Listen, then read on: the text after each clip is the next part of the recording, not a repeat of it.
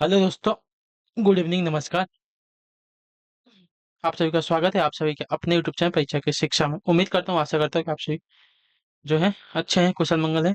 और उम्मीद करता हूँ कि अभी जो है अभी आपकी जो माइक की आवाज़ है सही हो गई होगी। पिछले 2-3 क्लास में जो है माइक की आवाज़ सही नहीं आ रही थी, लेकिन अब जो है सही हो गई होगी। ठीक है, तो नीचे कमेंट करके बता दीजिएगा आवाज़ आप सभी को कैसी आ रही है। ठीक है, क्लियर। तो जो भी हमारे क्लास में फर्स्ट टाइम है, पहली बार है, नए मुझे को बता दें, हमारे चैनल पे आपकी बीएड पोस्ट परीक्षा 2026 की जो आपकी क्लास है तो डेली बेसिस पे कवर तो 2026 में जो भी पीरियड करना चाहते हैं, क्या कहेंगे, चैनल को सब्सक्राइब करके आप लोग हमारे साथ जुड़ेंगे। क्लास का समय देखिए, जीके जैसी की जो क्लास है सुबह 10 बजे देखने को मिलती है। रीजनिंग की जो क्लास है तो आपको 1 बजे देखने को मिलती है।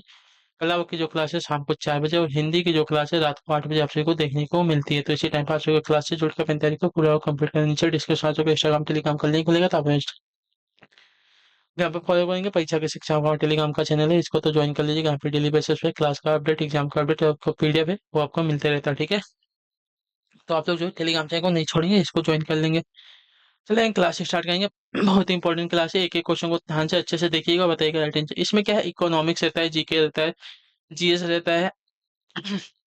तो ये क्लासेस जो है बहुत इंपॉर्टेंट होती है कला वर्ग वाली आप सभी के लिए। ठीक है, तो ये क्लासेस मिस मत कीजिएगा, बहुत इंपॉर्टेंट क्लास रहती है। ठीक है, वर्ष रिक्त स्थान में उच्चतम न्यायालय की स्थापना की गई, बताइए किस वर्ष में जो है उच्चतम न्यायालय की स्थापना हुई थी। तो इसका राइट आंसर आपका हो जाएगा साथियों, वर्ष 1950 में। ठीक है, वर्ष 1950 में जो है उच्चतम न्यायालय की स्थापना हुई। ऑप्शन नंबर जो डी दिया गया आपका राइट आंसर होगा। अगला प्रश्न देखेंगे आपके सामने का है 77 नंबर। भारतीय संविधान की कौन सी अनुसूची में दल बदली के आधार पर जो है पात्रता रद्द कराने का प्रावधान है, बताइए। भारतीय संविधान की कौन सी अनुसूची में दल बदल के आधार पर जो है पात्रता रद्द कराने का प्रावधान है। तो इसका राइट आंसर हो जाती है 10वीं अनुसूची में। ठीक है, ऑप्शन नंबर जो आपका बी दिया गया आपका राइट आंसर। क्लियर सभी को। अगले क्वेश्चन की तरफ बढ़ेंगे। आपके सामने है 78 78 नंबर प्रश्न, क्या देगा, मानवाधिकार के सार्वभौमिक घोषणा में उल्लिखित मानवाधिकार के सिद्धांत भारतीय संविधान के किस अनुच्छेद में निहित हैं, बताइए। मानवाधिकार के सार्वभौमिक घोषणा में उल्लेखित जो है मानवाधिकार के सिद्धांत जो है भारतीय संविधान के किन अनुच्छेदों में जो है निहित है। तो इसका राइट आंसर आपका हो जाएगा साथियों अनुच्छेद 12 से 51 ए में। ठीक है, तो ऑप्शन नंबर जो ए दिया गया है साथियों आपका सही उत्तर हो जाएगा। क्लियर सभी को इसके बारे में।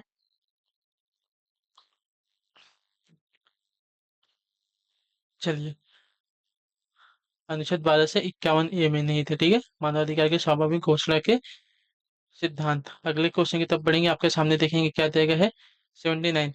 द्वितीय विश्व युद्ध के दौरान भारत का वायसराय कौन था। तो द्वितीय विश्व युद्ध के दौरान भारत का वायसराय जो है लॉर्ड लेनिन लेनी लिथिगो था। ठीक, लेन लिथिगो था। द्वितीय विश्व युद्ध के दौरान भारत का वायसराय जो है आपका लेन लिथिगो था। तो ऑप्शन नंबर जो आपका दिया गया ये वाला विकल्प आपका राइट आंसर हो जाएगा। क्लियर सभी को। चलिए, सुबह उठ के पढ़ाने में यही दिक्कत है कि जो है आवाज क्लियर नहीं निकल पाती है। ठीक है, जिप जो है फंसने लगती है। चलिए कोई बात नहीं। विषुवीय वसंत ज्वार प्रत्येक बार जो है कितनी अवधि के बाद घटित होता है।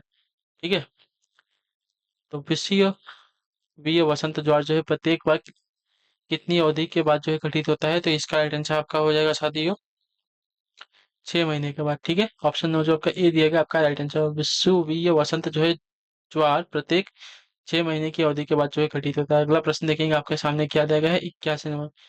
चिंतन समस्या समाधान संबंधी अवयक्त व्यवहार या परिभाषा किस विद्वान ने दी है, बताइए। चिंतन समस्या समाधान संबंधी अवयक्त व्यवहार जो है या परिभाषा किस विद्वान ने दी है। तो इसका राइट आंसर होती है मोहसिन ने दी है। ठीक है, ऑप्शन नंबर जो आपका सी दिया गया आपका राइट आंसर हो जाएगा। क्लियर सभी को इसके बारे में। चलिए, अगले क्वेश्चन को देखेंगे। आपके सामने क्या है 82 टर्मन के अनुसार 90 से 100 बुद्धि लब्धि का बालक माना जाता है, कैसे होते। टर्मन के अनुसार जो है 90 से 100 बुद्धि लब्धि का जो बालक है माना जाता है क्या। यह माना जाता है आपका सामान्य बुद्धि। ठीक है, सामान्य बुद्धि वाला जो है माना कहा जाता है 90 से 100 बुद्धि लब्धि वाला बालक। ठीक है, तो ऑप्शन नंबर जो बी दिए गए राइट आंसर। अगले क्वेश्चन को देखेंगे। आपके सामने क्या है 83 में किस संवैधानिक पदाधिकारी के चुनाव में जो है समानुपातिक प्रतिनिधित्व की विधि अपनाई जाती है, बताइए। किस संवैधानिक पदाधिकारी के चुनाव में जो है समानुपातिक प्रतिनिधित्व की विधि जो है अपनाई जाती है। तो इसका राइट आंसर आपका हो जाएगा साथियों राज्यपाल की। ठीक है, राज्यपाल की चुनाव में जो है समानुपातिक प्रतिनिधित्व की विधि जो है अपनाई जाती है। तो ऑप्शन नंबर ए हमारा राइट आंसर होगा नहीं, ठीक है। क्योंकि राष्ट्रपति का चुनाव कौन करता है, सॉरी, राज्यपाल का चुनाव कौन करता है, राष्ट्रपति करता है, तो इसका चुनाव तो होता ही नहीं है, ठीक है। तो राष्ट्रपति आपका राइट आंसर होगा, ठीक है। राष्ट्रपति के चुनाव में जो है समानुपातिक प्रतिनिधित्व की जो है विधि अपनाई जाती है, इतना याद रखिएगा। क्लियर सही होगा, तो ऑप्शन नंबर हमारा जो डी दिया गया आपका राइट आंसर होगा। चलिए, अगला क्वेश्चन है आपका 84। भारत के किस क्षेत्र में ज्वारीय शक्ति की प्रबल संभावना है, बताइए। भारत के किस क्षेत्र में जो है ज्वारीय शक्ति की प्रबल संभावना है, तो इसका राइट आंसर खंबात की खाड़ी हो जाएगा, ठीक है। ऑप्शन नंबर जो ए दिया गया है आपका राइट आंसर। भारत के खंबात की खाड़ी में जो है ज्वारीय शक्ति की प्रबल संभावना है, तो ऑप्शन नंबर ए हमारा सही उत्तर होगा। अगला प्रश्न देखेंगे आपके सामने क्या है, 85 नंबर, उत्तर दीजिएगा। भारत में कौन सी रेखा जो है भारत से होकर गुजरती है, कौन सी रेखा जो है भारत से होकर गुजरती है, इसका सही उत्तर क्या हो जाएगा, तो इसका राइट आंसर आपका हो जाएगा साथियों कर्क रेखा, ठीक है। कर्क रेखा जो है भारत से होकर गुजरने का कार्य करते हैं, तो ऑप्शन नंबर जो ए दिया गया है साथियों आपका राइट आंसर हो जाएगा। चलिए, अगला प्रश्न देखेंगे आपके सामने क्या है, 86 86 नंबर, निम्न में से किस राष्ट्र के पास जो है अलिखित संविधान है, बताइए। किस राष्ट्र के पास आपका अलिखित संविधान है, इसका राइट आंसर क्या हो जाएगा, तो इसका राइट आंसर होगा इंग्लैंड के पास, ठीक है। इंग्लैंड के पास जो है अपना अलिखित संविधान है, तो ऑप्शन नंबर जो बी दिया गया आपका राइट आंसर हो जाएगा। क्लियर सभी को, इंग्लैंड के पास अपना अलिखित संविधान है, लिखित संविधान नहीं है, ठीक है। चलिए, 87 नंबर है, अष्टांगिक मार्ग के सिद्धांतों का प्रतिपादन किसने किया था, महात्मा बुद्ध ने, महावीर स्वामी ने, दयानंद सरस्वती ने, स्वामी विवेकानंद। अष्टांगिक मार्ग के सिद्धांतों का प्रतिपादन किसने किया था, तो इसका सही उत्तर हो जाएगा Mahatma Buddha, option number A, ठीक है। क्लियर। चलिए, क्वेश्चन नंबर है 88 88 नंबर, बुशमैन आदिवासी कहाँ पाए जाते हैं, बताइए। बुशमैन आदिवासी कहाँ पाए जाते हैं, तो बुशमैन आदिवासी की अगर बात करेंगे तो आपका राइट आंसर कालाहारी मरुस्थल में पाए जाते हैं, ऑप्शन नंबर जो डी दिया गया आपका राइट आंसर होगा, ठीक है। बुशमैन आदिवासी जो है कालाहारी मरुस्थल में पाए जाते हैं। अगला क्वेश्चन देखेंगे आपका क्या है, 89, अटाकामा मरुस्थल किस देश में स्थित, बताइए। अटाकामा मरुस्थल जो है किस देश में स्थित है, इसका सही उत्तर दीजिए।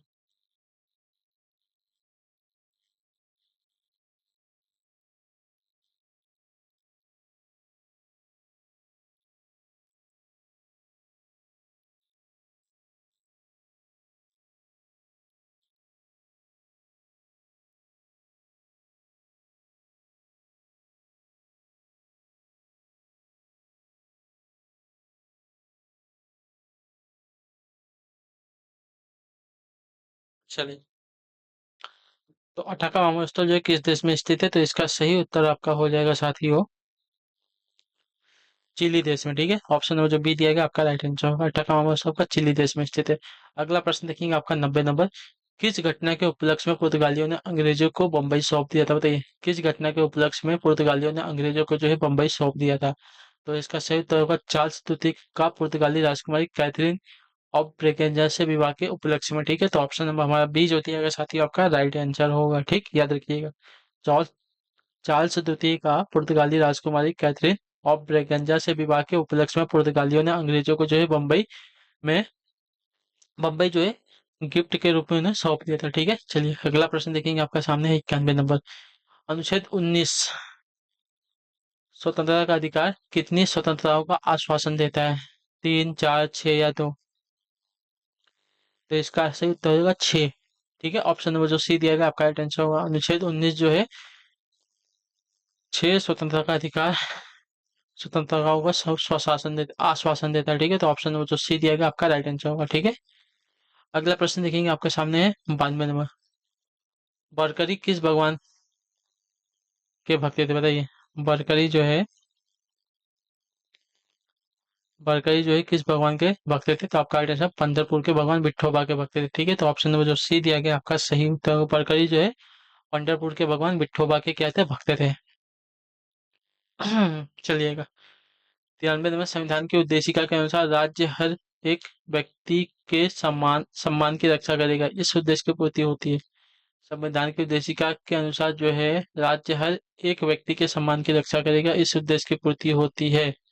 कैसे होती है इस उद्देश्य की पूर्ति, तो इस उद्देश्य की पूर्ति आपकी होती है साथियों प्रत्येक नागरिक के समान मूलभूत अधिकार को देकर, तो ऑप्शन नंबर जो सी दिया गया है आपका सही उत्तर हो जाएगा, ठीक है। क्लियर सभी को। चलिए, 94 94 नंबर प्रश्न, उत्तरीय चारवाक दर्शन को दूसरे किस नाम से जो है जाना जाता है? चारवाक दर्शन को जो है दूसरे किस नाम से जाना जाता है? तो चारवाक दर्शन को दूसरे जो है आपका लोकायत मत के नाम से जो है जाना जाता है। तो ऑप्शन जो बी दिया गया आपका राइट आंसर हो जाएगा। ठीक है, चारवाक दर्शन को दूसरे जो है लोकायत मत के नाम से जो है जाना जाता है। ऑप्शन नंबर बी हमारा राइट हो जाएगा। चलिए, पंचम है, द ह्यूमन ग्रुप पुस्तक के लेखक कौन होते हैं? द ह्यूमन ग्रुप पुस्तक के लेखक कौन है? तथा ह्यूमन ग्रुप पुस्तक के लेखक की अगर बात की जाएगी तो आपका राइट आंसर हो सकती है जॉर्ज सी ओमन से। ठीक है, ऑप्शन नंबर जो सी दिया गया आपका राइट आंसर हो जाएगा। क्लियर को, द ह्यूमन ग्रुप पुस्तक के लेखक आपके जॉर्ज सी ओमन से। ठीक है, ऑप्शन नंबर सी हमारा राइट हो जाएगा। अगले क्वेश्चन को देखेंगे, आपके सामने क्या दिया गया है, ध्यान से देखिए। 96 नंबर उत्तर दीजिएगा, राइट आंसर क्या हो जाएगा? ठीक है, which of the following words is an adverb? Adverb हमें बताना है इन चार में से। Words, pluck, often, elegant. तो इसमें अगर एडवर्ब की बात करेंगे तो एडवर्ब जो है आपका यहाँ पे ऑफ्टन हो जाएगा। ठीक है, ऑप्शन नंबर जो सी दिया गया है आपका राइट आंसर होगा। ठीक है, ऑफ्टन।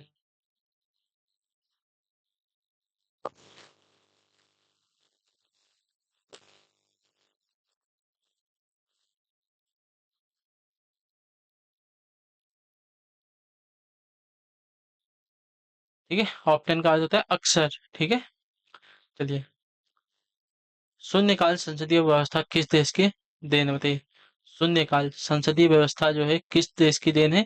तो इसका सही उत्तर जो है भारत की देन है। ठीक है, जो प्रश्नकाल होता है, शून्यकाल होता है, उसको ही बोलते हैं।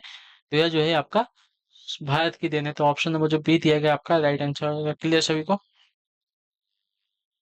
अगला आपका 98, निम्न में से कौन सा जोड़ा सही सुमेलित है? बताइए, कौन सा जोड़ा आपका जो दिया गया है सही सुमेलित है?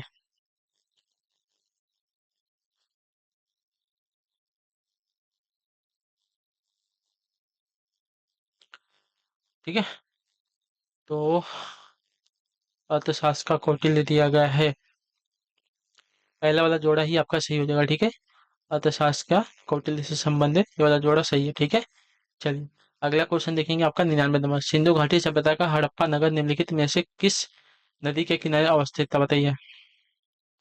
तो इसका राइट आंसर होता है रावी नदी के किनारे। ऑप्शन नंबर जो ये दिया गया आपका राइट आंसर होगा। ठीक है, सिंधु घाटी सभ्यता का हड़प्पा नगर जो है रावी नदी के किनारे पर अवस्थित था। अगला प्रश्न है आपका 100 नंबर, आखिरी क्वेश्चन, उत्तर दीजिएगा राइट आंसर। जैन दर्शन के अनुसार सम्यक दर्शन का अर्थ क्या? बताइए, जैन दर्शन के अनुसार सम्यक दर्शन का अर्थ क्या है? तो इसका अर्थ हो जाएगा साथियों तत्व ज्ञान के प्राप्ति, तत्व ज्ञान के प्रति विश्वास या श्रद्धा। ठीक है, या जैन दर्शन के अनुसार सम्यक दर्शन का अर्थ होता है। तो ऑप्शन नंबर जो बी दिया गया आपका राइट आंसर होगा। ठीक है, क्लियर है? चलिए, इसी के साथ जो आपका आपकी जो क्लास है आज की यहीं पे कंप्लीट है। उम्मीद करता हूँ आपको क्लास जो अच्छी लगी, पसंद अपना जो फीडबैक है क्लास का नीचे कमेंट में दीजिए। क्लास अच्छी है, क्लास को लाइक करेंगे, चैनल पहले चैनल को सब्सक्राइब करेंगे।